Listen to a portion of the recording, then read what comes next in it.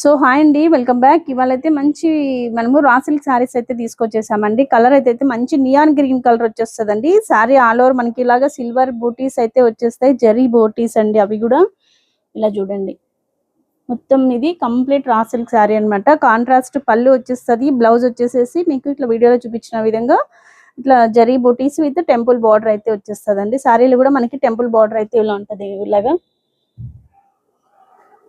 Beautiful గా ఉందండి శారీ అయితేనా, చాలా ఎలిగెంట్ గా ఉంటది కలర్. దీంట్లో కూడా మనకి కలర్ ఉందండి, గ్రీన్ విత్ పింక్ కలర్ అన్నమాట.